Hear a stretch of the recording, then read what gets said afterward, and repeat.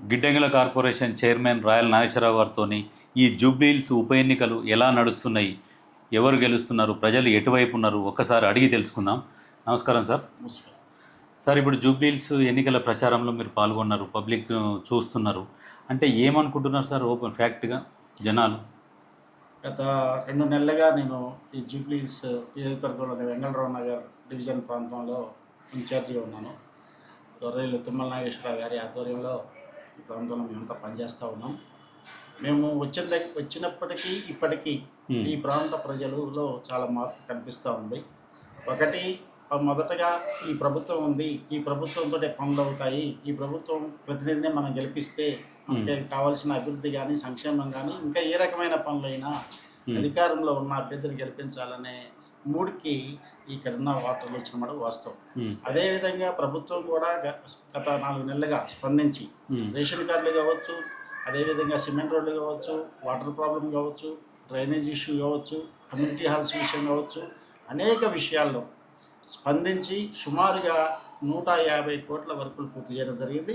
అదేవిధంగా ఇంకా 150 కోట్ల ప్రతిపాదనలు పంపి టెండర్లు పెట్టడం జరుగుతుంది. అప్పుడు చూసినప్పుడు ఆ ప్రాంత ప్రజలకి ఒక మంచి ఆలోచన వచ్చింది.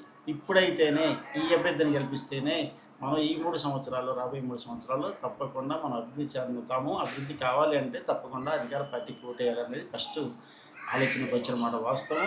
ఈ 2-3 నెలల్లో ఈ మార్పు జరిగింది, చాలా పాజిటివ్గా వచ్చింది. ఇప్పుడు తప్పకుండా గెలుస్తానని నమ్మకం ఉంది. ఓకే సార్, ఇప్పుడు ఈ మాగంటి గోపీనాథ్ వాళ్ళ భార్య, మొదటి భార్య, ఈ సెకండ్ భార్య, వీళ్ళది వాళ్ళ బాబు కూడా అమెరికా నుండి వచ్చిండు, అంటే ఇన్ని రోజులు ఎందుకు రాలేదు అని చెప్పేసి అందరు అడుగుతున్నారు. అసలు ఆ ఇష్యూ మీద ఏంటి సార్ అది? అసలు అది వ్యక్తిగత కుటుంబ విషయం. రోడ్డుకి ఎక్కారు కదా సార్, అది వాళ్ళు ఎక్కడో కుటుంబ విషయాలు, ఎక్కడో కుటుంబ పెద్దల దగ్గర మాట్లాడుకోవాల్సిన విషయాలు అవి. ఇప్పుడు రాజకీయాలు వచ్చాయి కాబట్టి ఆ రకంగా వాళ్ళు ఏదో లబ్ధి పొందాలని ఆ కుటుంబ సభ్యులు అనుకున్నారేమో తెలియదు, కానీ ప్రజలు పెద్దగా వాటి గురించి పట్టించుకోరు. ఆ విషయాలు కుటుంబ పరంగానే చూస్తారు, కుటుంబ ఇష్యూగానే ప్రజలు ఆలోచిస్తున్నారు. అయితే నిన్న వాళ్ళ మదరు వాళ్ళు కూడా వచ్చేసి గోపీనాథ్ చావు కూడా మమ్మల్ని రానియలేదు దగ్గరికి కూడా, దీనికి అంతటికీ కారణం కేటీఆర్ అని చెప్పేసి ఆమె నిన్న సోమాజిగూడ పిఎస్కి పోయి కేసు పెట్టినట్టు కూడా ఉన్న సమాచారం. అంత పెద్ద విషయాల్లో చాలా లోతుగా ఒకవేళ కేసు పెడితే పోలీస్ ఇన్వెస్టిగేషన్లో ఏం వెళ్తుందో అప్పుడు కానీ మనం వాటి గురించి మాట్లాడటం సవు. కానీ ఇప్పుడు ఎన్నికల సందర్భంగా ఎన్నికల విషయాలు, ఎన్నికలు ఎందుకు జరగాల్సి వచ్చింది, ఎన్నికలు జరుగుతున్నప్పుడు ఎవరిని మన ప్రజాప్రతినిధి ఎన్నుకుంటే ఈ ప్రాంత అభివృద్ధి జరుగుతున్న చర్చ మాత్రమే మేము ప్రజల్లో తీసుకెళ్ళాము. ఆ ప్రజలు కానీ ఆ ఓటర్స్ కానీ అది దానికే స్పందిస్తున్నారు తప్ప ఈ వ్యక్తిగత విషయాలు, లేకపోతే గతంలో ఏం చేశారు, గతంలో ఇప్పుడున్న వాళ్ళ కుటుంబ విషయాలు అది పెద్దగా అటు సానుభూతి లేదు, అటు వ్యతిరేకత లేదు. సెంటిమెంట్కు ఓట్లు రాలుతాయి అంటారా మీరు? ఇప్పుడు ఆ చర్చే లేదు అసలు. సెంటిమెంట్ అనే ఆలోచన కాదు. ఒక ఆడబిడ్డ కన్నీళ్లు చూసి మీరందరూ కాంగ్రెస్ నాయకులు విమర్శిస్తున్నారు, ఆమె కన్నీళ్లను వెక్కిరిస్తున్నారు అని చెప్పేసి. గతంలో జరిగిన విషయాల్ని మేము ఉదాహరించాం తప్ప విమర్శించట్లేదు. గతంలో టి జనార్దన్ రెడ్డి గారి మరణం తర్వాత కానీ, అదేవిధంగా ఖమ్మం జిల్లాలో రామిరెడ్డి వెంకటరెడ్డి గారు చనిపోయినప్పుడు కానీ, అదేవిధంగా ఇక్కడ దుబ్బాకలో కానీ లేదు, అనేక చోట్ల అవి పెద్దగా పనిచేయలేదు. ఆ ప్రాంతంలో ఉన్న సమస్యలు, ఆ ప్రాంతంలో ఎవరు అభివృద్ధి చేస్తారనే విషయంలో గత 2 సంవత్సరాల పరిపాలన, మరి భవిష్యత్తు ఇంకా 3 సంవత్సరాల్లో జరగబోయే అభివృద్ధి గురించి మాత్రమే ఆలోచిస్తారు. కానీ అవి కొంత ఏదైనా ఉంటే 1% వాళ్ళ కుటుంబం గురించి తెలిసిన వాళ్ళు ఉంటుందేమో, కానీ అది పెద్ద ఇంపాక్ట్ కాదని చెప్పి మా ఆలోచన. ఓకే, వాళ్ళు బాకీ కార్డు అని ఒకటి చేసిర్రు, ఆ బాకీ కార్డు పట్టుకొని తిరుగుతున్నారు జనాలకు. కాంగ్రెస్ పార్టీ ఏం చేయలేదు, ఇన్ని బాకీ ఉన్నది, ఇంత బాకీ ఉన్నది జనాలకు అని చెప్పేసి వాళ్ళు మాట్లాడుతున్నారు. దాని గురించి అది సరైన సమాధానం చెప్తాను. బాకీ వేరు, ఎగ్గొట్టడం వేరు. బాకీ అంటే మేము 5 సంవత్సరాల కోసం ఒక ప్రణాళిక ఇచ్చాం. 5 సంవత్సరాలు పూర్తయిన తర్వాత కూడా అవి చేయకపోతే దాన్ని ఎగ్గొట్టడం అంటారు.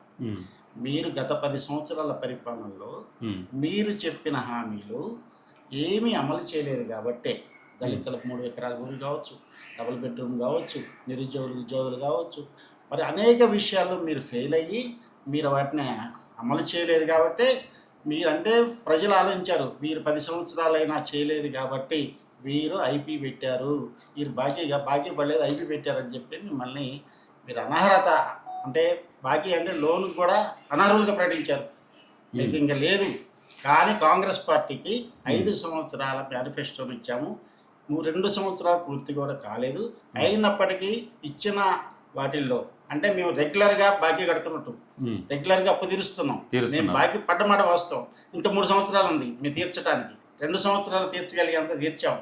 మా ఇన్స్టాల్మెంట్ ఎంతో అది చేస్తూ ఉన్నాం. 5 సంవత్సరాలు పూర్తి చేస్తాం. మొన్న ముఖ్యమంత్రి గారు ఈ జూబ్లీహిల్స్ ఎన్నికల ప్రచారంలో భాగంగా కంటోన్మెంట్ని ఏ విధంగా 4 కోట్లతో అభివృద్ధి చేస్తున్నామో ఈ జూబ్లీహిల్స్ నియోజకవర్గాన్ని కూడా అట్లే విధంగా డెవలప్ చేస్తాము అని చెప్పేసి చెప్పారు.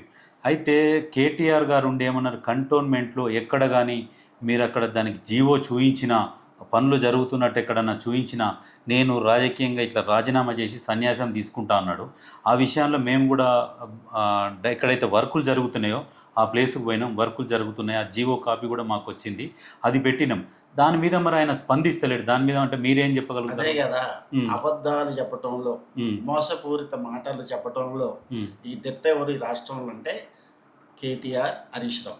పొద్దున్న లేచిన దగ్గర నుంచి అబద్ధాలు చెప్పటం, అక్రమాలు చేయటం, అదేవిధంగా అవినీతి చేయటం, మరి ఎదుటోడి మీద ఆరోపణలు చేయటం, ఇది వారి పని. పొద్దున్న లేస్తే మీరు కనుక 10 సంవత్సరాలు అభివృద్ధి చేసి ఉంటే, లేని వాడికి డబుల్ బెడ్రూమ్ ఇచ్చుంటే, ఇది మన రేషన్ కార్డు ఇచ్చుంటే, ఉద్యోగాలు ఇచ్చుంటే, సిమెంట్ రోడ్లు ఇచ్చుంటే, నీటి వసతి కల్పించుంటే, మీ ఎమ్మెల్యేనే ఇక్కడ 10 సంవత్సరాలు ఎన్నికయ్యాడు.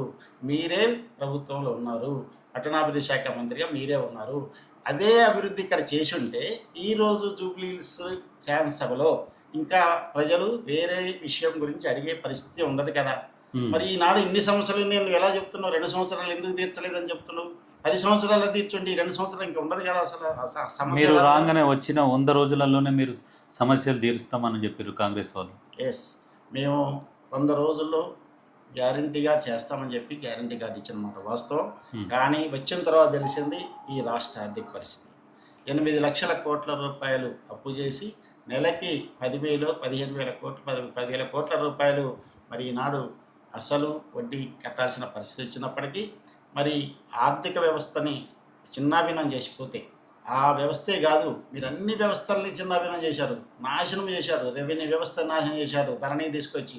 అదేవిధంగా గృహ నిర్మాణ వ్యవస్థను తీసేశారు. ఆ వ్యవస్థే లేదు. గతంలో గృహ నిర్మాణ శాఖ ఉండేది, మంచిగా పేదలకు ఇల్లు కట్టించేవాళ్ళు. రెవెన్యూ శాఖ వీఆర్ వాళ్ళు ఉండేవాళ్ళు, వీడియో వాళ్ళు ఉండేవాళ్ళు. ఆ వ్యవస్థ నడిచేది. మీరు వ్యవస్థల్ని, ఆర్థిక వ్యవస్థని కూడా అట్లనే నాశనం చేసిపోతే దాన్ని క్రమేణా ఇచ్చిన హామీలను ఒకవైపు అమలు చేసుకుంటూ, మీరు పెట్టిన బాకీలను తీర్చుకుంటూ, ఒకవైపు అభివృద్ధి చేసుకుంటూ వస్తూ ఉన్నాం. ఇప్పుడు 22 నెలలు మాత్రమే పూర్తయింది. ఇంకా మాకు సమయం ఉంది. ఆ సమయంలో మేము చెప్పిన హామీలన్నీ కూడా తీరుస్తాం. అభివృద్ధి విషయంలో కూడా హైదరాబాద్లో గతంలో వైఎస్ రాజశేఖర రెడ్డి గారు చేసిన అభివృద్ధి, ఆనాడు రింగ్ రోడ్డు కావచ్చు, అదేవిధంగా ఇంటర్నేషనల్ ఎయిర్పోర్ట్ కావచ్చు, మెట్రో రైలు కావచ్చు, ఇవన్నీ అదేవిధంగా గోదావరి, అదే కృష్ణా జలాలను ఇక్కడికి హైదరాబాద్ తీసుకురావడంలో కానీ ఆనాటి కాంగ్రెస్ ప్రభుత్వం చేసిన మరి పునాదులే, ఆ అభివృద్ధి ఇప్పటికి కూడా వస్తుంది. మీరు ఇవన్నీ ప్రజలకు ఎందుకు తీసుకుపోలేకపోతున్నారు? తప్పకుండా తీసుకెళ్తున్నాం. ప్రజలేమి అమాయకులు కాదు. వాళ్ళంతా రోజు మీ అనేక రకాల ఛానల్స్ ద్వారా చూస్తూ ఉన్నారు, అదే అనేక రకాల పేపర్ల ద్వారా చూస్తున్నారు. అసలు ప్రాక్టికల్గా చూస్తున్నారు కదా. ఒక పేదవాటిని అడిగితే, ఇప్పుడు మీరు గ్రామీణ ప్రాంతం కానీ ఇక్కడ బస్తీల్లో కానీ మీరు అడిగితే, మేము సన్న బియ్యం తింటున్నామండి కాంగ్రెస్ పార్టీ వాళ్ళు అంటున్నారు. మాకు రేషన్ కార్డులు వచ్చాయండి అంటున్నారు. మాకు 200 యూనిట్ల కరెంటు లేదండి అంటున్నారు. కరెంటు బిల్లు లేదని అన్నారు. ఫ్రీగా బస్సు ఎక్కుదామని మైలేజ్. ఇంకా మేము చెప్పాల్సింది వాళ్ళకి తెలుసు కదా. కొంతమంది ఆటో వాళ్ళని మేము తీసుకున్నాం, దాదాపు ఒక 10 మందిని తీసుకుంటే కొంతమంది కాంగ్రెస్ సైడ్ చెప్తున్నారు, కొంతమంది బీఆర్ఎస్ సైడ్ చెప్తున్నారు. ఏమంటున్నారంటే ఈ ఫ్రీ బస్సు పెట్టడం వల్ల మాకు చాలా ఇబ్బంది అవుతుందని కొంతమంది అంటున్నారు. అంటే దాని మీద అసలు ఏంది సార్? అది మేము మేనిఫెస్టోలో పెట్టాము, ఫ్రీ బస్సు మహిళలకు ఇస్తామని. మమ్మల్ని ఆమోదించి ఓటేశారు. మేము అమలు చేస్తా ఉన్నాం. అయితే కొంతమందికి ఇబ్బంది కలుగుతుంది. ఎందుకంటే ఇప్పుడు ఒకవేళ ఆ రోజుల్లో కూడా మెట్రో రైలు వస్తే ఇబ్బంది అయింది, కొంత నష్టపోయారు. అదేవిధంగా క్యాబులు వస్తే నష్టపోయారు. క్యాబులు వచ్చినప్పుడు కూడా వాళ్ళు స్ట్రైక్ చేశారు. కానీ ఈ వ్యవస్థలు పెరుగుతూ ఉంటే పెరిగే ప్రజలకి, పెరిగే జనాభాకు తగ్గట్టుగా ఇలాంటి రవాణా సౌకర్యాలు లేకపోతే ఇలాంటివి వీళ్ళు కూడా దాన్ని కాపాడలేరు. అందుకే ఒక్కరికి ఎంతో కొంత నష్టం జరుగుతుంది, అది తాత్కాలికం మాత్రమే. మీకు కొన్ని రోజుల్లో ఆటోలకు కూడా మంచి గిరాకీ వస్తుంది. పట్టణం పెరుగుతూ ఉండి వాళ్ళ అవసరాలు ఓకే, అంటే పాపులేషన్ పెరుగుతున్న కొద్దీ వాళ్ళకు Yes. ఇప్పుడు నవీన్ యాదవ్ని పర్సనల్గా మీరు చూసి ఉంటారు ఇన్ని రోజుల ప్రచారంలో. కొంతమంది రౌడీ అని మాట్లాడతారు. అంటే ఆయన వ్యక్తిగతంగా ఆయన స్వభావం ఎట్లా ఉంటుంది, అంటే మాట్లాడే విధానము ఎవరితో వాళ్ళ చరిత్ర అదంతా మనకు అంత పెద్ద తెలియదు, కానీ మేము చూసిన 3 నెలల నుంచి చాలా మంచి వ్యక్తిగా, చాలా తెలివైన వాడుగా, చదువుకున్న వ్యక్తిగా, తనకి సేవ చేయాలనే ఒక దృక్పథం ఉన్న వ్యక్తిగా, ప్రజలకు అందుబాటులో ఉండాలి, సేవా కార్యక్రమాలు చేయాలి, ఆ ప్రజలకు ఉపయోగపడాలి. రాజకీయాల్లో లేనప్పుడు కూడా ఉపయోగపడ్డాను, రాజకీయాల్లోకి వచ్చిన తర్వాత కూడా ఇప్పుడు ప్రజలతోటి ఉంటున్నాను కాబట్టి నన్ను గెలిపించమని చెప్తున్నాడు. కేసులు ఉన్న వాళ్ళందరూ రౌడీలు కాదు. నా మరి మీద కేసులు ఉంటాయి, కేటీఆర్ ఎంత మాత్రం కేసులు ఉంటే రౌడీలు కాదు కదా. ఒక రౌడీకి ఒక ఆడబిడ్డకు జరుగుతున్న పోటీ ఇది అని చెప్పేసి కేటీఆర్ మాట్లాడుతున్నాడు. అతనికే తెలియాలి. ఆయన ఇన్ని సంవత్సరాలు రాజకీయాల్లో ఉన్నారు, తనమ్మడి తిరిగే వాళ్ళ మీద కూడా 100 కేసులు ఉన్నారు. ఆనాడు మరి తెలంగాణ ఉద్యమంలో కేసులు కూడా ఆయన తీసేయించలేకపోయారు. ఈరోజు కూడా వాళ్ళు ఇంకా కోర్టుల చుట్టూ తిరుగుతున్నారు. వాళ్ళందరినీ రౌడీలు అంటే ఒప్పుకుంటారా? ఇప్పుడు వాళ్ళ దాంట్లో కూడా ఒక సల్మాన్ అనే వ్యక్తిని ఒక ఇండిపెండెంట్ పార్టీ నుంచి ఆయన మీద ఒక 40 కేసులు, ఒక పోక్సో కేసు ఇవన్నీ ఉన్నాక కూడా వాళ్ళ పార్టీలో చేర్చుకుండు. అయితే కొంతమంది బీఆర్ఎస్లో ఉన్న వాళ్ళు ఏమంటారు, ఇప్పుడు ఆయన చేర్చుకున్నాక ఆయన రౌడీ కాదనేమో ఆయన అంటారు, బయటనేమో కేసులు ఉన్నాయి. అంటే ఇప్పుడు దాని గురించి ఏమైనా మీరు చెప్పగలుగుతారు? అదే ఇప్పుడు మీరు చూడాల్సింది అంటే జాతీయ పార్టీలో బీజేపీలో కూడా ఎంతమంది అవినీతి పరులని, కేసులో ఉన్న ఈడీలు లేకపోతే సిబిఐ ఇలాంటి వాళ్ళందరూ ఎవరైతే దోషులుగానో, ఎవరి మీద ఆరోపణలు, ఎవరి మీద కేసులు ఉన్నారో వాళ్ళందరికీ కండబా కప్పంగానే అందరూ పవిత్రమైపోయి బ్రహ్మాండమైన వ్యక్తులు అవుతున్నారు. అదేవిధంగా ఇక్కడ ఆయన ఆరోపణలు చేసిన వ్యక్తులు అనేక మంది దాంట్లో పార్టీలో చేరిన తర్వాత వాళ్ళు నీతిమంతులు అయ్యారు, పవిత్రులు అయిపోయారు. వాళ్ళెమ్మటి ఉన్న వాళ్ళందరూ పవిత్రులు, ఎదుటి పార్టీలో ఉన్న వాళ్ళు మాత్రమే రౌడీలు దొంగలు. అయితే ఇప్పుడు సార్ ఒకటి, బై ఎలక్షన్లు ఎక్కడ జరిగినా ఈ డబ్బు ప్రవాహం అనేది బాగా జరుగుతుంది. అంటే ఇప్పుడు డబ్బు పంచుతున్నారు అనేది సమాచారం కూడా ఉన్నది. అంటే ఇప్పుడు మీరు మిమ్మల్ని అడిగినా మీరు పంచుతలేమని చెప్తారు. అంటే ఇప్పుడు బీఆర్ఎస్ వాళ్ళు పంచుతున్నారు, కాంగ్రెస్ వాళ్ళు పంచుతున్నారు అనే ఒక ఆరోపణ వస్తున్నది. మరి అంటే వాళ్ళైనా పంచుతున్నారా ఎక్కడన్నా? అదైతే మా దృష్టికి రాలేదు. ఈ రోజు వరకు కూడా మేము ఇంకా ప్రచారం చేస్తా ఉన్నాం. ఇప్పుడు కూడా 2 మినిస్టర్లు వచ్చారు, వాకిడి శ్రీహరి గారు, అదేవిధంగా తుమ్మల నాగేశ్వరరావు. ఇప్పుడు కూడా ఇంకా ఇక్కడ ఈ కాలనీలోనే ఉన్నారు. వారితోటే మేము ప్రయాణం చేస్తా ఉన్నాం. మా ప్రచారం మాత్రమే మా బాధ్యత. మేము చేసింది చేయబోయేది చెప్తాం, గత చరిత్ర చెప్తాం, 2 సంవత్సరాల్లో ఏం చేసామని చెప్తాం, భవిష్యత్తులో 3 సంవత్సరాలు ఏం చేయబోయో చెప్తాం. కానీ మిగతా వాటిల్లో ప్రజలు కూడా దాని మీద అంత అపోహలు లేని లేదు, రావాలనో కావాలని అడిగే వ్యక్తులు కూడా నాకు అనిపించదు. మీకు ఇంత నమ్మకం ఉంది గెలుస్తామని అన్నప్పుడు, మరి ఇంతమంది మంత్రులు, ఇంతమంది ఎమ్మెల్యేలు అందరూ వచ్చి ప్రచారం చేయడము, అది యాక్చువల్గా ఎన్నిక బై ఎలక్షన్ కాబట్టి అన్ని రాజకీయ పార్టీలు కాన్సన్ట్రేట్ చేస్తాయి. అదేవిధంగా కాంగ్రెస్ పార్టీ కూడా చేస్తుంది. కాంగ్రెస్ పార్టీలో అధికారికంగా ఉన్నారు కాబట్టి మంత్రులు అంటున్నారు. మరి అదే టీఆర్ఎస్లో మాజీ మంత్రులు వచ్చారు, మాజీ ఎమ్మెల్యేలు వచ్చారు, ప్రజెంట్ ఎమ్మెల్యేలు వచ్చారు, ఎంపీలు తిరుగుతున్నారు. అదేవిధంగా బీజేపీకి కూడా వారికి కావాల్సిన బండి సంజయ్ గారు వచ్చారు. అదేవిధంగా ఇక్కడ ఉన్న మంత్రి గారు వచ్చారు. అనేక మంది, అది సహజం. ఒక బై ఎలక్షన్లో అన్ని పార్టీలు వారి మొత్తం యంత్రాంగాన్నితో పనిచేపిస్తాయి. అదేవిధంగా కాంగ్రెస్ కూడా చేపిస్తుంది. అయితే ఇప్పుడు 3,96,000-98,000 ఓట్లు ఉన్నాయి సార్ జూబ్లీహిల్స్ కాన్స్టిట్యున్సీలో. అయితే ఇప్పుడు ఇక్కడ పోలింగ్ శాతం ఎంతవరకు పోలింగ్ అయ్యే ఛాన్స్ ఉన్నది? అది ఇక్కడ నేను కూడా గత 2 నెలల నుంచి చూస్తూ ఉన్నాను. ఓటర్ మ్యాపింగ్ చేస్తున్నప్పుడు కూడా చూశాను. 35% ఓటర్స్ ఇక్కడ లేరు అసలు. ఆనాడు ఈ ఉదాహరణకి ఇంట్లో ఎప్పుడో 5 సంవత్సరాల క్రితం ఉన్నప్పుడు వాళ్ళ ఓటు నమోదవుతుంది. వాళ్ళు వేరే కాలనీ పోవటము, వేరే ఏరియా పోవటము, వేరే రాష్ట్రానికి పోవటం జరిగింది. అలాంటి డిలీట్ చేయలేదు కాబట్టి సుమారు 4 లక్షల ఓట్లు అయినాయి. మేము ప్రాక్టికల్గా చూసినప్పుడు ఒక 30-35% ఓటర్స్ అయితే ఈ ప్రాంతంలో, ఒకవేళ కొన్ని ఏరియాలో ఉంటే ఎక్కువ ఉండొచ్చు, ఈ ప్రాంతంలో అయితే 35% లేరు. ఉన్నదే 65%. దాంట్లో కొంతమంది ఓటుకు రాకపోవచ్చు, ఆ రోజు ఉద్యోగం, వేరే ప్రాంతంలో అందుకే ఈ ఏరియాలో 40-45% కంటే 50% కంటే ఎక్కువ కావట్లేదు. స్లమ్ ఏరియాలు, బస్తీల్లో మాత్రం ఎక్కువ. ఇప్పుడు లాస్ట్ ఏరియాతో చూసుకుంటే ఓటింగ్ శాతము పెరిగితే మీకు అడ్వాంటేజా, లేకుంటే అంతనే పోలింగ్ అయితే అడ్వాంటేజ్ ఉందా మీకు? ఒక్కొక్కసారి పెరిగిన అడ్వాంటేజే, తగ్గిన అడ్వాంటేజ్. మా పెరిగితేనే అడ్వాంటేజ్. ఓటర్లు అంతా కూడా మా వైపు ఉన్నదని చెప్పుకోవచ్చు. పర్సంటేజ్ పెరిగితే ఇంత పర్సెంటేజ్ పెరిగినా ఇంత మరి మెజార్టీ. మేమేమనుకుంటే నా పర్సనల్ ఒపీనియన్, ఎంత ఓటింగ్ శాతం అయితే అంత మెజార్టీ పెరుగుతుంది. మేము కూడా రిక్వెస్ట్ చేస్తున్నాం ఓటర్ని, Hmm. దయచేసి మీరు రాండి, మీరు పోలింగ్ బూత్ రాండి, ఓటేయండి. వాళ్ళు వస్తే మాకు ఓటేస్తారని నమ్మకం మాకుంది. అందుకని వాళ్ళు తీసుకురావడానికి మేము ప్రయత్నం చేస్తాం. అంటే ఇప్పుడు కొన్ని ఇప్పుడు కార్మిక సంఘ సినీ కార్మికులు ఉన్నారు, వాళ్ళ గురించి కూడా ఇప్పుడు ఎలక్షన్లలో ప్రచారం అంటే వాళ్ళని కూడా ఒక మీటింగ్లోకి పిలిచిర్రు, మీకు కావాల్సినవి చేస్తామని చెప్పేసి వాళ్ళకు హామీలు ఇస్తున్నారు.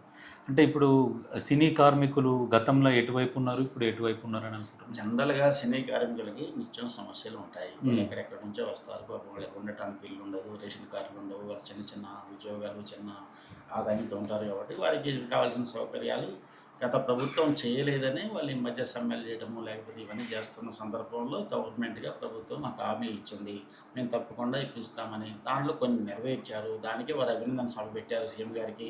ఆ సీఎం గారు కూడా భవిష్యత్తులో కూడా చేస్తాము, మీ కోరికలు నెరవేరుస్తామని చెప్పారు. దాంట్లో అది పెద్ద నిత్యం రాజకీయాల్లో అది ఉండేదే, ఇప్పుడు కొత్తగా వచ్చేది కాదు. ఇప్పుడు సినీ పెద్దల సహకారం ఉన్నదా సార్? సినీ ఇప్పుడు జూబ్లీస్ అనగానే మేము కూడా ఖమ్మంలో ఉన్న వేరే ప్రాంతాల్లో ఉన్నప్పుడు చాలా పెద్దలు ఉండే ఏరియా అనుకున్నాం. పెద్దోళ్ళు అందరూ ఓటుకేస్తారు. సరే ఉంటే ఉండొచ్చు కొంతమంది, కానీ అందరూ సినీ పెద్దలు ఎవరు వచ్చి ఓటేట వస్తారేమో. కానీ ఇక్కడ ప్రచారంలో ఒక సుమన్ గారు ఒక్కడు కాంగ్రెస్ పార్టీ తరఫున నవీన్ మా ఫ్రెండ్గా మరి ప్రచారానికి వస్తూ ఉన్నారు. అట్లనే కింద చేసే ఉద్యోగులు మాత్రం సినీ కార్మికులు వాళ్ళు ప్రచారం చేస్తారు.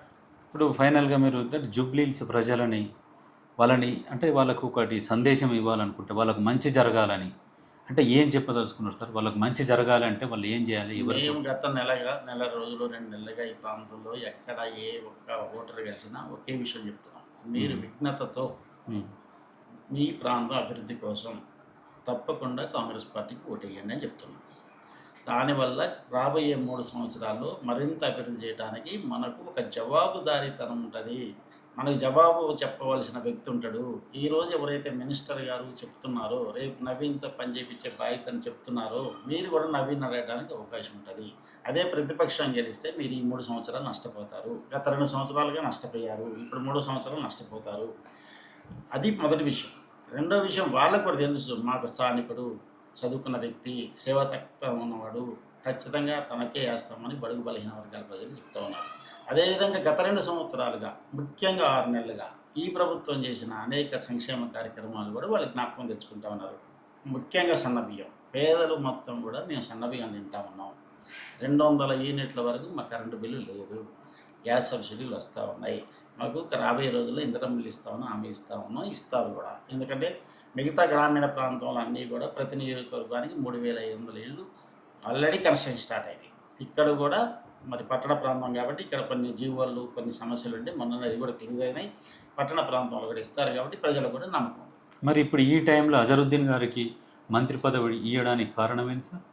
తప్పకుండా మైనార్టీలకు ఇవ్వాల్సిన అవసరం ఉంది. అంటే ఈ టైంలో ఇవ్వడానికి ఎలక్షన్ టైంలో ఎలక్షన్ల కోడ్ ఉన్నది. మనం ఒకరికో ఇద్దరికో సీట్లు ఇస్తే గెలవలేదు. ఎమ్మెల్సీలు అయితేనే ఇవ్వాలి. ఎమ్మెల్సీ ఇవ్వాలి అంటే గతంలో అవకాశం లేదు, ఇప్పుడు అవకాశం వచ్చింది. ఎమ్మెల్సీ అట్లాగే అవుతుంది కాబట్టి మంత్రి ఇచ్చారు. సమయం అదా కాదు, మైనార్టీలకి మేము మరి ఆనాడు అంటే ఎలక్షన్లు అయిపోయినాక ఇవ్వచ్చు కదా సార్? 5 సంవత్సరాలు అసలు కేసీఆర్ ఒక మహిళను కూడా పెట్టలేదు. మరి ఆనాడే అది కాదు సార్, ఈ ఎలక్షన్లు అయిపోయినాక ఇవ్వచ్చు కదా అజరుద్దీన్ గారికి? ఎప్పుడు ఇస్తారు ఎప్పుడు ఇవ్వదని ప్రభుత్వం ఆలోచన. అది ముఖ్యమంత్రి గారు ఇష్టాలు ఉంటుంది, అవసరాల కోసం తీర్చుకుంటారు. మొన్న ఇప్పుడు 2 చైర్మన్లు కూడా చేశారు, అంతకుముందు 3 మంత్రులకు ఇచ్చారు. అది కాంగ్రెస్ పార్టీ అధిష్టానం ఆలోచిస్తుంది, ముఖ్యమంత్రి గారు ఆలోచిస్తారు. ఓట్ల కోసమే ఇచ్చిరని చెప్పేసి బీఆర్ఎస్ ప్రచారం ఈ రోజు అంటే మైనార్టీ ఓట్లని క్యాచ్ చేసుకోవడం కోసం కాదు కదా. మైనార్టీలకి ఇస్తారు అనేది ఏ ప్రభుత్వం అయినా ఇస్తుంది, ఈ ప్రభుత్వం కూడా ఇస్తుంది, వాళ్ళకు కూడా తెలుసు. కాకపోతే ముందు వెనకైంది. కేవలం శాసన మండలి సభ్యులు లేకపోవడం, శాసనసభ్యులు లేకపోవడంతో కొంత లేట్ అయింది. దాంతో లేట్ అయింది. కానీ ఇప్పుడు ఎందుకు ఇచ్చారు, తర్వాత ఇవ్వచ్చు, తర్వాత ముందు ఎందుకు ఇవ్వలేదు, ఇంక సంవత్సరం క్రితం ఎందుకు ఇవ్వలేదు దానికి. అయితే ఇప్పుడు ఇక్కడ బీజేపీ వాళ్ళు ఏమంటున్నారంటే మాకు కాంగ్రెస్ వాళ్ళకే ఫైట్, బీఆర్ఎస్ లేదు అని చెప్పేసి బీజేపీ వాళ్ళు అంటున్నారు. అసలు బీజేపీ పరిస్థితి ఏంటి సార్ ఇక్కడ? మేమేమంటున్నాం అంటే బీఆర్ఎస్ బీజేపీ ఒకటయ్యారు, క్లియర్గా క్షేత్రస్థాయిలో కనిపిస్తూ ఉంది. మేము కూడా కిషన్ రెడ్డి గారిని అడుగుతున్నాం, నీ నియోజకవర్గం ఇది, నువ్వు ప్రాతినిధ్యం వహిస్తున్న నియోజకవర్గంలో కనీసం డిపాజిట్ తెచ్చుకోలేకపోతే నీకు పరిస్థితి చాలా దారుణంగా భవిష్యత్తులో ఉంటుంది. కనుక మీ ఓటింగ్ మీరు వేసుకోండి, బీఆర్ఎస్ ఓటింగ్, బీఆర్ఎస్ని గెలిపేయాలని తాపత్రయపడద్దు. మీరు తాపత్రయపడుతున్నట్టుగా ప్రజలు అర్థం చేసుకుంటున్నారు. మీ ప్రచార సరళి చూస్తే అలా ఉంది. మీ నాయకుల మాటలు, మీ నాయకుల స్టేట్మెంట్లు అలా ఉన్నాయి. అలా కాకుండా బీజేపీ ఓటింగ్, బీజేపీకి కనీసం డిపాజిట్ వస్తేనే మీకు భవిష్యత్తు ఉంటుందని చెప్పి తెలియజేస్తాను. సార్ ఇప్పుడు గతంలో బీఆర్ఎస్ 2 సార్లు గెలిచింది, మూడోసారి కూడా గెలవాలన్న భారీ ప్రయత్నం చేసింది. అంటే ఎందుకు ప్రజలు పక్కకు పెట్టారు సార్? మరి ఉద్యమకారుల పార్టీ, మాది ఉద్యమ పార్టీ అని చెప్పుకున్న బీఆర్ఎస్ మరి ఎందుకు ఓడిపోవాల్సి వచ్చింది? అదే మొదటే చెప్పాను. వాళ్ళు ఏదైతే వాగ్దానాలు చేశారో, తెలంగాణ రాష్ట్రం ఎందుకు కావాలని ప్రజలు కోరుకున్నారో, ఆ ప్రజలకి వీరిచ్చిన హామీలు ఏంటి? ఉద్యోగ నిరుద్యోగ సమస్య కానీ, అదేవిధంగా ఉద్యోగాల జీతపత్యాలు కానీ, అదేవిధంగా విద్యా వ్యవస్థల్ని నిర్వీర్యం చేయటం కానీ, ఇలాంటి విషయాల్లో వాళ్ళు నిర్లక్ష్యం వహించారు. వారు పోరాటం చేసిన తెలంగాణ కావాలన్నదే నీళ్లు, నియామకాలు, ఇంకోసం అలాంటి అన్నీ మర్చిపోయి కనీసం ఉద్యమకారులను కూడా గుర్తు తెచ్చుకోకుండా, కనీసం కోదండరాం లాంటి వాడిని కానీ, గద్దర్ లాంటి వాళ్ళని కూడా అంత తెలంగాణ పోరాటంలో ముఖ్య భూమిక పోషించిన వ్యక్తుల్ని నిర్లక్ష్యం చేశారు. అలాంటి పరిస్థితుల నుంచి ఉస్మానియా యూనివర్సిటీని మర్చిపోయారు. ఉస్మానియా యూనివర్సిటీలో కనీస సదుపాయాలు కల్పించలేకపోయారు. నిరుద్యోగులకి గ్రూప్ 1, గ్రూప్ 2, గ్రూప్ 3 అని ఎగ్జామ్లు పెట్టడమే కానీ నియామకాలు ఇవ్వలేకపోయారు. నిరుద్యోగ వృత్తి ఇచ్చినట్టుగా సార్ వాళ్ళు బీఆర్ఎస్ వాళ్ళు ఎక్కడ ఇచ్చారు? ఇయ్యలేదా? మరి వాళ్ళకి కూడా లేదు, ఉద్యోగాలు లేదు. వాళ్ళకి బాకీ ఉద్యోగస్తులు జీతాలు ఇవ్వలేదు సరిగా. వాళ్ళది కూడా బాకీ కార్డు ఉన్నట్టు. బాకీ కాదు, వాళ్ళు ఐపీ పెట్టారు. అసలు ఐపీ పెట్టి వాళ్ళకి ఇక అర్హతే లేదు. మళ్ళీ వాళ్ళకి అడిగే అర్హత లేదు. మిమ్మల్ని తిరస్కరించారు. మీకు ఉదాహరణకి బ్యాంకులో ఐపీ పెడితే మళ్ళీ లోన్ ఇవ్వరు. ఇప్పుడు ప్రజలు కూడా గతంలో ఇప్పుడు కుటుంబ పాలన అని చెప్పేసి బీఆర్ఎస్ని కుటుంబ పాలన అన్నారు. ఇప్పుడు వాళ్ళు ఏం చేస్తారు? మా కుటుంబ పాలన కాదు, మా కుటుంబం కవితను కూడా వెలివేషన్ అన్నట్టుగా చూపించుకుంటారు. అసలు వాళ్ళ అంతర్గత పంచాయతీలు ఏమై ఉంటాయి సార్? అది ఖచ్చితంగా ఆస్తుల తగాదా, అదేవిధంగా కుటుంబ తగాదాలు 2 రకాలుగా వస్తాయి. అధికారం మన కోసమని వస్తుంది, ఆస్తుల కోసమని వస్తాయి. ఇది కూడా దాపావుకు చెందిందే వాళ్ళ కుటుంబంలో. కానీ గతంలో అనేక సందర్భాలు, అనేక మంది రాజకీయ నాయకుల కుటుంబాల్లో వచ్చిన విషయాలు మనం ఒకసారి ఆలోచిస్తే ఈ 2 విషయాల్లోనే వస్తాయి. ఇంకా వేరే ఏముంటుంది? మరి ఇప్పుడు వాళ్ళకి ఖచ్చితంగా వ్యక్తిగతంగా వాళ్ళ కుటుంబంలో హరీష్ రావు అనే వ్యక్తి మీద అనేక ఆరోపణలు చేసి కవిత గారు ఇప్పటి వరకు అనేక ఆరోపణలు చేశారు. వాటికి ఈ రోజు వరకు కూడా హరీష్ రావు గారు సమయం చెప్పలేకపోయారు. హరీష్ రావు కానీ, కేటీఆర్ కానీ ఆ విషయాలే చెప్పలేకపోయారు. అంటే దాని అర్థం ఏంటంటే ఆమె గారు చేసే ఆరోపణలు నిజమని ప్రజలు కూడా నమ్ముతున్నారు. అది ఖచ్చితంగా మరి ఆమె గారికి చెప్పినట్టుగా హరీష్ రావు గారు ఎవరిని కూడా కేసీఆర్ దగ్గర ఉండనివ్వడు అనే దాంట్లో చివరికి తను కూడా బలైపోయినట్టుగా ఆమె గారే చెప్తున్నారు. ఇప్పుడు ఆమె ఒక బీసీ నినాదం అని ఎత్తుకున్నది. ఇప్పుడు ఆమె తెలంగాణ జాగృతి అని పెట్టుకున్నా. అంటే ఇప్పుడు పార్టీ, సొంత పార్టీ పెడుతుందా పెట్టదా సెకండరీ.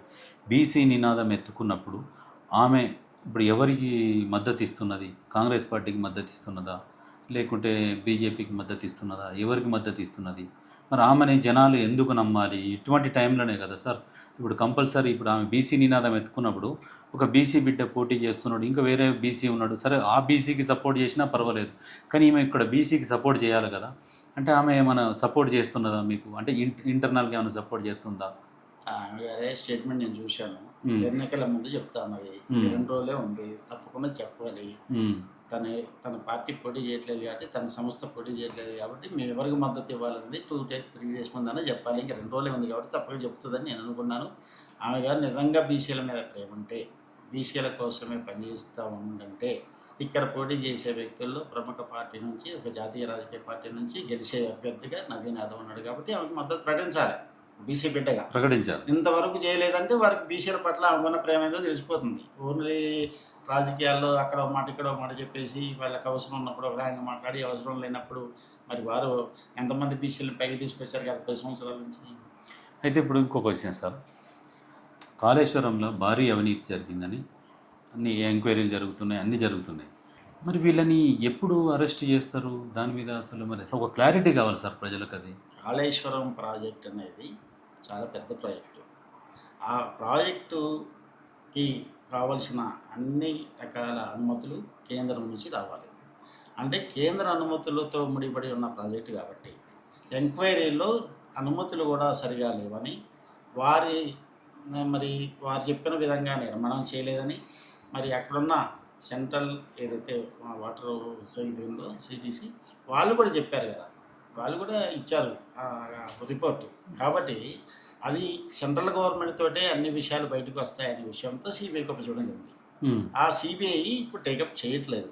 దాన్ని బట్టి అర్థమవుతుంది బీఆర్ఎస్ బీజేపీ ఒకటని. మరి అదే అంతకుముందు రోజు బండి సంజయ్ గారు మీరు ఇవ్వండి మేము వాళ్ళ సంగతి చూస్తాం, 48 గంటలలో మేము అరెస్ట్ చేస్తాం, ఇప్పుడు మాట్లాడలేదు. అంటే దాన్ని బట్టి మనం అర్థం చేసుకోవాలి ఎవరు వైపు ఉన్నారు, ఎవరు కలిసి ఉన్నారని. ఇప్పుడు ఫార్ములా ఈ కార్ రేసులో దమ్ముంటే నన్ను అరెస్ట్ చేయండి అని చెప్పేసి కేటీఆర్ నిర్మమాటంగా డైరెక్ట్ ప్రెస్ మీట్లోనే చెప్తున్నాడు. తప్పకుండా ఆ రోజులు వస్తాయి.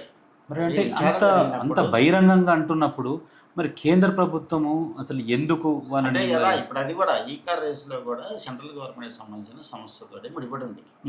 అది ఆ బ్యాంక్ అకౌంట్ నుంచి డ్రా చేయటం కానీ, ఆ బ్యాంకు నుంచి పంపటం కానీ, ఈ విషయాల్లో ఖచ్చితంగా ఈడీ ఎంటర్ అయింది. వాళ్ళు కూడా కొన్ని పేపర్స్ తీసుకున్నారు. వాళ్ళు కూడా ఎంక్వైరీ చేయొచ్చు. అదే ఈ విషయాలన్నీ ఒకవేళ స్టేట్ గవర్నమెంట్ చేయాల్సిన విషయాల్లో కూడా మేమే చేస్తామని ముందుకు వస్తున్నప్పుడు మరి సెంట్రల్ గవర్నమెంట్తో ముడిపడి ఉన్న విషయాలని వాళ్ళకు అప్పచెప్పినప్పుడు వాళ్ళు అంటే స్పందించాలి. ఇంతవరకు స్పందించలేదంటే వాళ్ళ అర్థం అది కదా. అంటే ముఖ్యమంత్రి గారు కూడా అంటున్నారు ఏంటంటే ఎలక్షన్లు అయిపోయినాక బీఆర్ఎస్ పోయేసి బీజేపీలో కలుస్తుంది, ఇక వీళ్ళు కూడా కమలం పువ్వు పెట్టుకొని తిరుగుతారు. ఇప్పుడు కుమ్మక్కయ్య భవిష్యత్తులో ఏం జరుగుతుందో తెలియదు కానీ ఇప్పుడు చూస్తే ఈ ఎలక్షన్లో వాళ్ళిద్దరు రెండు పార్టీల కలయిక కానీ అంతర్గత ఒప్పందం కానీ బీజేపీ మనం చూస్తూ ఉన్నాం. పార్లమెంట్ ఎలక్షన్లో ఎవరికి వేశారు? బీఆర్ఎస్ ఖచ్చితంగా వాళ్ళకి వేశారు. ఇప్పుడు ఈ ఎలక్షన్లో బీఆర్ఎస్కి వేద్దామనే ఆలోచన వాళ్ళు వచ్చారు. అంటే ఇచ్చిపుచ్చుకునే దూరం ఉన్నారు. భవిష్యత్తులో కలిసిపోదామని కూడా ఈ రెండు సంఘటనలు మనకు తేటతెల్లం అవుతున్నాయి. ఈ ఎలక్షన్ నెక్స్ట్ లోకల్ బాడీ ఎలక్షన్ల మీద ఏమైనా ఎఫెక్ట్ పడే అవకాశం ఉందా? ఖచ్చితంగా మేము మంచి రిజల్ట్ వస్తుందని భావిస్తా ఉన్నాం. ఒక 40-50 వేల మెజార్టీ వస్తుందని ఈ రోజుకి మా అవగాహన. రేపు ఏం జరుగుతుంది, ఎంత పర్సంటేజ్ అవుతుంది, ఎంతమంది ఓటర్లు పోలింగ్కి వస్తారు, ఇది మీద పర్సంటేజీ మెజార్టీ డిపెండ్ అవుతుంది. అయినప్పటికీ ఖచ్చితంగా ఉంటుంది, ఆ రిజల్ట్ మీద ఉంటుంది. కానీ ఇదే గ్రామీణ ప్రాంతంలో ఉండకపోవచ్చు, ఇంకా పెరగవచ్చు. ఇక్కడ 10,000 మెజార్టీ కలిసి అక్కడ లక్షల మెజార్టీ రావచ్చు. అంటే ఖచ్చితంగా ఎఫెక్ట్ మాత్రం 100% ఉంటుంది. ఈ కార్పొరేషన్ ఎలక్షన్లు కావచ్చు, స్థానిక సంస్థలు కావచ్చు, ఖచ్చితంగా ఉంటుంది. అందుకే కదా మేము కూడా మా పనితనాన్ని చూసి, మా 2 సంవత్సరాల పరిపాలన చూసి ఒకటే అడుగుతున్నాం. వాళ్ళ సిట్టింగ్ సీటును గుంజుకోవడం అంటే మామూలు విషయం కూడా. ఆల్రెడీ ఒకటి అయింది కదా, కంటోన్మెంట్ ఒకటి అయింది. ఇది కూడా అవుతుంది. రాబోయే ఏ ఎన్నికల్లోనైనా 0. మీరు అసెంబ్లీలో ఎంత శాతం వచ్చింది, పార్లమెంటుకి పోయే వరకు ఎంత శాతం వచ్చింది, శాసన మండలి ఎన్నికల్లో పోటీ పెట్టలేని పరిస్థితి వచ్చింది. రాబోయే స్థానిక సంస్థలతో మీరు 0 అవుతారు. అది వాళ్ళకి తెలుసు. ఓకే సార్, సంతోషం.